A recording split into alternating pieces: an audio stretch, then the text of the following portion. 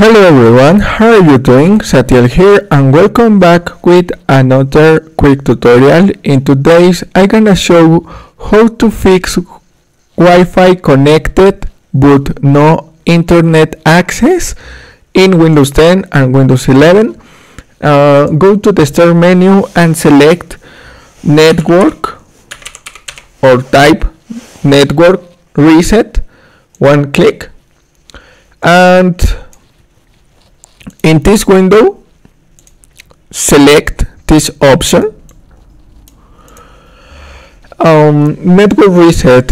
This will remove then reinstall all your network adapters and set other networking components back to their original settings. You may need to reinstall other networking software afterwards, such as VPN client software or virtual machines.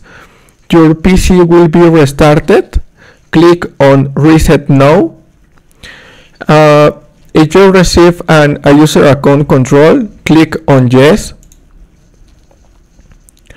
And you are about to be signed out. Windows will shut down in 5 minutes. Click on Close.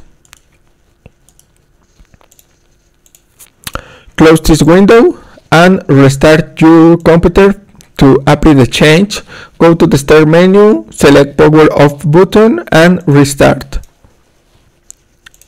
Wait a moment.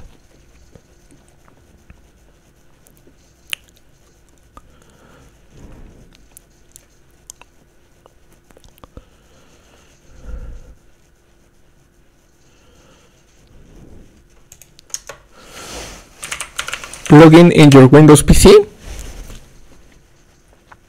And in this option or this pop-up, select any option. In this case, I prefer select No.